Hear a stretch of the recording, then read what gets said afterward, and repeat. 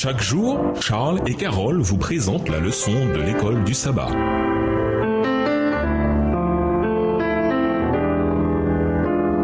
Bienvenue dans votre émission. Dieu nous parle. Nous voilà à la leçon de jeudi, l'unité dans la mission. Comparez l'humeur des disciples pendant la scène dans Luc 22, le verset 24, à celle juste avant l'expérience de la Pentecôte dans Acte 1, verset 14 et Acte 2, les versets 1 et 46. Qu'est-ce qui a fait une telle différence dans leur vie? Luc 22, verset 24, les disciples eurent une vive discussion. Il s'agissait de savoir lequel d'entre eux devait être considéré comme le plus grand. Acte 1, le verset 14, d'un commun accord, ils se retrouvaient souvent pour prier avec quelques femmes, avec Marie, la mère de Jésus, et avec les frères de Jésus. Acte 2, versets 1 et 46. Quand le jour de la Pentecôte arriva, les disciples étaient tous rassemblés au même endroit. Verset 46. Tous les jours, d'un commun accord, ils se retrouvaient dans la cour du temple, ils rompaient le pain dans les maisons et prenaient leur repas dans la joie avec simplicité de cœur. Dans Acte 1, le verset 14 et Acte 2, le verset 46, l'expression d'un commun accord signifie également persévérer de même esprit. C'était le résultat du temps passé ensemble en un même endroit, à chercher dans la prière l'accomplissement de la promesse de Jésus de leur envoyer le Consolateur. Pendant qu'ils attendaient,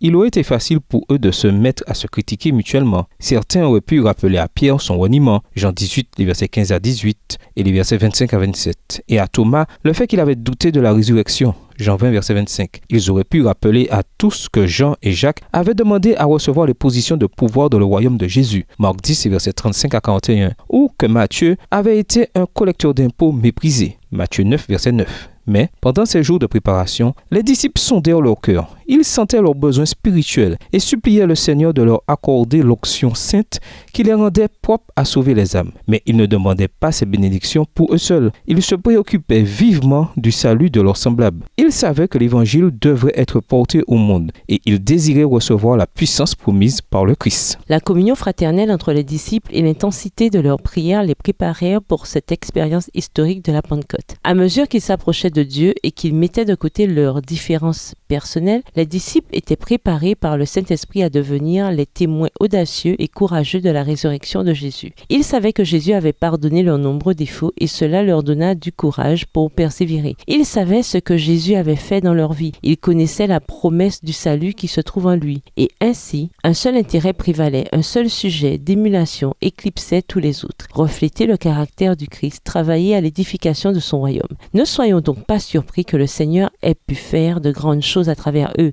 Quelle leçon pour nous en tant qu'Église aujourd'hui? C'est très facile de repérer ce qui ne va pas dans la vie d'autrui. Comment apprendre à mettre de côté les erreurs des autres pour la cause supérieure de l'accomplissement de la volonté de Dieu dans une Église unie? Et nous vous laissons avec la question du jour. Pourquoi l'unité est-elle aussi importante pour Dieu et nécessaire au salut du genre humain? Au revoir. Et à demain si Dieu veut. Dieu nous parle. Chaque jour, Charles et Carole vous présentent la leçon de l'école du sabbat.